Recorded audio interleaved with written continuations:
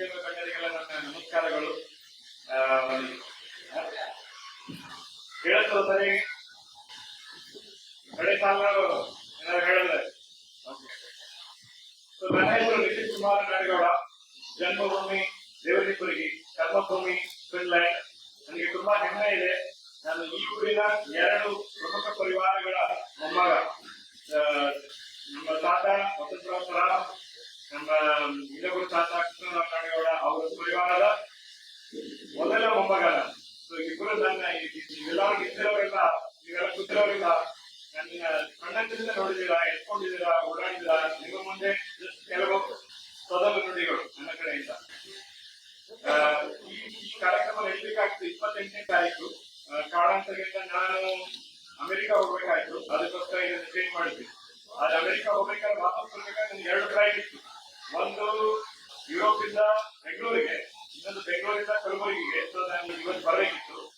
2 flight cancel ಆಯ್ತು. 2 flight cancel ಆಗಿ ನಾನು ಪೂರಾ ಲೋಕ ಇಡೀ ಪ್ರಪಂಚ ಸುತ್ತಾಡ್ಕೊಂಡು ಬಂದಾಗಾಯ್ತು. ಯಾಕಂದ್ರೆ ನಾನು ಕೊಟ್ಟಿದ್ದ ಫ್ಲೈಟ್ ಅವರು ಅಲ್ಲಿಂದ ಆಮ್ಸ್ಟರ್ಡ್ಯಾಮಿಂದ ಪ್ಯಾರಿಸ್, ಪ್ಯಾರಿಸ್ ದುಬೈ, ದುಬೈಯಿಂದ ಬೆಂಗಳೂರು, ಮತ್ತೆ ಅಲ್ಲಿಂದ ಟ್ರೈನ್ ತಗೊಂಡು ಬಂದೆ. ಪೂರ್ತಿ ದಾರಿಯೊಳಗೆ ನಾನು ನೋಡ್ಬೋದು ಏನಂದ್ರೆ, ನಾನು ಯಾವಾಗ ಹಿಸ್ಟರಿಗೆ ನೋಡ್ತೀನಿ ಅಂತ ಹೇಳಿ. ಸೊ ಅದಕ್ಕೆ ಹೇಳ್ತಾರೆ ಜನನಿ ಜನ್ಮಭೂಮಿ ಸ್ವರ್ಗಾದತಿ ಗರಿಯತೆ ಅಂತ ಹೇಳಿ. ಸೊ ಇದು ನೀವು ನಿಮ್ಮ ಊರನ್ನು ನೋಡಿದಾಗ ಆಗುವಂತ ಆನಂದ ಬೇರೆ ಎಲ್ಲೂ ನಿಮಗೆ ಸಿಗುವುದಿಲ್ಲ. ಈಗ AI ಬಗ್ಗೆ ನಾನು ಸ್ವಲ್ಪ ಮಾತಾಡ್ಬೇಕಂತಂದ್ರೆ, ನಾನು 2004ರಲ್ಲಿ TCS ಅನ್ನ ಫಸ್ಟ್ ಸೇರ್ಕೊಂಡೆ, ಟಾಟಾ ಕನ್ಸಲ್ಟೆನ್ಸಿ ಸರ್ವಿಸ್. ತುಂಬಾ ಕಷ್ಟದ ಟೈಮ್ ಅದು. ಅವಾಗ ಒಂದು 500 ಮಂದಿ ಒಳಗೆ ಅವರ ಕೆಲವೇ ಮಂದಿಗಳನ್ನ ಸೆಲೆಕ್ಟ್ ಮಾಡಿದ್ರು. ಅದ್ರಲ್ಲಿ ನಾನು ಸೇರ್ಕೊಂಡಿದ್ದೆ. ನಾನು ಸೇರ್ಕೊಂಡಾಗ ಬರೀ 30,000 ಮಂದಿ ಇತ್ತು. 10 ವರ್ಷದಲ್ಲಿ ಆ ಸಂಸ್ಥೆ 3 ಲಕ್ಷ ಮಂದಿಗಳಾಗಿತ್ತು. ಸೊ ಅಷ್ಟು ಅವರಿಗೆ ಹೊರಗಡೆಯಿಂದ ಅಷ್ಟು ಬಿಸ್ನೆಸ್ ಬರ್ತಿತ್ತು. 5 ವರ್ಷ ಅಲ್ಲಿ ಕೆಲಸ ಮಾಡಿದ್ಮೇಲೆ ನಾನು ಹೊರಗೆ ಹೋದೆ, ಫಿನ್ಲ್ಯಾಂಡಿಗೆ ಹೋದೆ. ನಾವು ಅಲ್ಲಿ ಏನ್ ಮಾಡ್ತಿದ್ದಂದ್ರೆ, ಅಲ್ಲಿಂದ ಕೆಲಸ ಇಲ್ಲಿಗೆ ತರ್ತಿದ್ವಿ. ಸೊ ಯುರೋಪ್ ಒಳಗೆ ಏನ್ ಕೆಲಸ ಮಾಡ್ತಾರೆ ಅವರಿಗೆ ಅವರು ಗಂಟೆಗೆ $100 ಕೊಡ್ತಿದ್ರು. ನಾವು ಅವರಿಗೆ ಹೇಳ್ತಿದ್ವಿ, ನಮ್ಮ ಇಂಡಿಯಾದಲ್ಲಿ ಬಹಳ ಮಂದಿ ಟ್ಯಾಲೆಂಟೆಡ್ ಹುಡುಗರಿದ್ದಾರೆ, ಅವರಿಗೆ ನೀವು $100 ಕೊಡೋದು ಬೇಕಾಗುದಿಲ್ಲ, ಬರೀ $15-20 ಗಂಟೆಗೆ ಕೊಟ್ರೆ ನಿಮ್ಮ ಕೆಲಸ ಇಲ್ಲಿ ಆಗುತ್ತೆ ಅಂತ ಹೇಳಿ ಅವರಿಗೆ ನಾವು ಕನ್ವಿನ್ಸ್ ಮಾಡಿ ಆ ಒಪ್ಪಂದಗಳನ್ನ ಮಾಡ್ಕೊತಿದ್ವಿ. ಅದು ಅವಾಗ ಅವರು ನಮಗೆ 3 ವರ್ಷ ಇಲ್ಲ 5 ವರ್ಷದ ಒಪ್ಪಂದ ಮಾಡ್ಕೊತಿದ್ರು. ಪ್ರತಿಯೊಂದು ಒಪ್ಪಂದದಲ್ಲೂ ಸಾವಿರಾರು ಕೋಟಿ ರೂಪಾಯಿಗಳು ಅಲ್ಲಿಂದ ಹರಿವು ಇಲ್ಲಿಗೆ ಬರ್ತದೆ.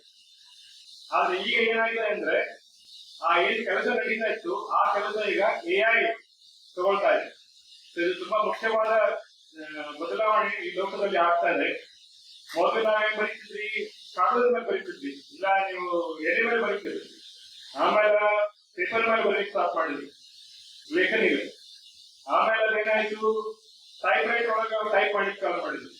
ಆಮೇಲೆ ಕಂಪ್ಯೂಟರ್ ಬಂತು. ಈಗ ಏನಾಗಿದೆ ಅಂದ್ರೆ, ನೀವು ಬರೆಯುವಂತ ಪ್ರತಿಯೊಂದು ಅಕ್ಷರ, ಪ್ರತಿಯೊಂದು ಶಬ್ದ ಕಂಪ್ಯೂಟರ್ಗೆ ಕ್ಲಿಯರ್ ಆಗಿ ಅರ್ಥ ಆಗುತ್ತೆ. ಅದನ್ನ ಏನ್ ಮಾಡ್ತಾರೆ, ಅದು ಒಂದು 3D ಸ್ಪೇಸ್ ಅಂತ ಹೇಳಿ ನೋಡ್ಕೋತಾರೆ. ಸೊ ಪ್ರತಿಯೊಂದು ಅಕ್ಷರ ಒಂದು ಮ್ಯಾಥಮೆಟಿಕಲ್ ವೆಕ್ಟರ್ ಅಂತ ಬರ್ತದೆ. ಸೊ ಆ ವೆಕ್ಟರ್ನ ಎಲ್ಲ ಕೂಡಿಸಿ ನೋಡ್ತಾರೆ. ಆಗ ಏನಾಯ್ತು, ಈಗ ಕಂಪ್ಯೂಟರ್ ಒಳಗೆ ನಿಮಗೆ CPU ಅಂತ ಹೇಳಿ ಬರ್ತದೆ. ಸೆಂಟ್ರಲ್ ಕಂಪ್ಯೂಟರ್ ಒಳಗೆ ಏನಾಗ್ತದ, ಒಂದು CPU, ಒಂದು ಮಾನಿಟರ್, ಒಂದು ಕೀಬೋರ್ಡ್, ಇಷ್ಟೆಲ್ಲ ದೊಡ್ಡ ಮಷೀನ್ ಬರ್ತದೆ CPU ಅಂತಂದ್ರೆ. ಯಾವಾಗ ಎಲ್ಲಾರು ಕಂಪ್ಯೂಟರ್ ಒಳಗೆ ಗೇಮ್ ಆಡ್ಲಿಕ್ಕೆ ಸ್ಟಾರ್ಟ್ ಮಾಡಿದ್ರು, ಆ CPU ಕೆಪಾಸಿಟಿ ಸಾಕಾಗ್ಲಿಲ್ಲ. ಯಾಕಂದ್ರೆ ಗೇಮಿಂಗ್ ಒಳಗ ಗೇಮ್ ಆಡ್ಬೇಕಾದ್ರೆ ಗೇಮ್ ಒಳಗೆ ನಿಮ್ಗೆಲ್ಲ ಪ್ರತಿಯೊಂದು ರಿಯಲಿಸ್ಟಿಕ್ ಕಾಣಿಸ್ಬೇಕಂತ ಹೇಳಿ ಬಹಳ ಕೆಲಸ ಮಾಡಿರ್ತಾರೆ. ಅದ್ರ ಸಲುವಾಗಿ ಗ್ರಾಫಿಕಲ್ ಪ್ರೊಸೆಸಿಂಗ್ ಯೂನಿಟ್ ಅಂತ ಹೇಳಿ ಬಂತು. CPU ಹೋಗಿ GPU ಬಂತು. ಈಗ ಎಷ್ಟು ಆಶ್ಚರ್ಯ ವಿಷಯ ಅಂದ್ರೆ, ಈಗ ಆ ಕಂಪ್ಯೂಟರ್ ಮಾಡಿದ್ದು ಆಟ ಆಡೋ ಕಂಪ್ಯೂಟರ್ ಒಳಗ ಆ 3D ಏನ ಇನ್ಫಾರ್ಮೇಶನ್ ಬಂತು, ಅದನ್ನ ಸ್ಟೋರ್ ಮಾಡ್ಲಿಕ್ಕೆ ಸ್ಟಾರ್ಟ್ ಮಾಡಿದ್ವಿ. ಅವಾಗ ಕಂಪ್ಯೂಟರ್ಗೆ ಎಷ್ಟು ನಾಲೆಜ್ ಬಂತಂದ್ರೆ, ಈಗ ನೀವೇನು ಏನೇ ಪ್ರಶ್ನೆ ಕೇಳಿದ್ರು ಕಂಪ್ಯೂಟರ್ ಆನ್ಸರ್ ಕೊಡ್ತದೆ. ಅಷ್ಟು ನಮ್ಗೆ ಈಗ ಶಕ್ತಿಶಾಲಿ ಕಂಪ್ಯೂಟರ್ ಬಂದದ್ದು.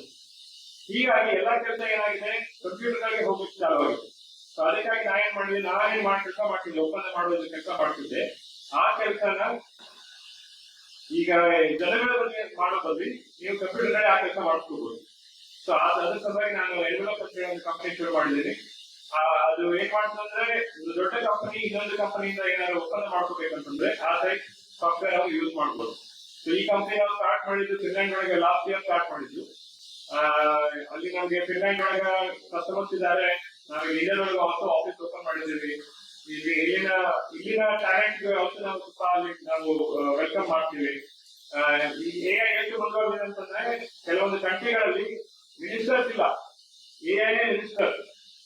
ಆ ಕಂಟ್ರಿನೊಳಗೆ ಕರಪ್ಷನ್ ಜಾಸ್ತಿ ಆಗುತ್ತೆ ಅಂತ ಹೇಳಿ ಮನುಷ್ಯರಿಗೆ ಕೆಲಸ ಕೊಡಬಹುದು ಮಿನಿಸ್ಟರ್ ಆಗಿ, ಎಐಗೆ ಅವ್ರಿಗೆ ಮಿನಿಸ್ಟರ್ ಮಾಡಿಕೊಂಡಿದ್ದಾರೆ. ಸೊ ಇಷ್ಟು ಮುಂದೆ ಹೋಗ್ತಿದೆ. ಸೊ ತುಂಬಾ ಬದಲಾವಣೆ ಆಗುತ್ತೆ. ಬಟ್ ನಾವೇನು ಮಾಡ್ಬೇಕಂದ್ರೆ ಎಐ ಮಾಡೋ ಕೆಲಸಗಳನ್ನ ಎಐಗೆ ಕೊಟ್ಟು ಉಳಿದ ಕೆಲಸನ ನಮ್ಮ ಮುಂದಿನ ಭವಿಷ್ಯನ ನಾವು ಚೆನ್ನಾಗಿ ನೋಡ್ಕೋಬೇಕು. ಸೊ ಇಷ್ಟು ಮಾತುಗಳನ್ನು ಹೇಳಿ ನನ್ನ ಮಾತನ್ನ ಮುಗಿಸ್ತೇನೆ. ಧನ್ಯವಾದಗಳು.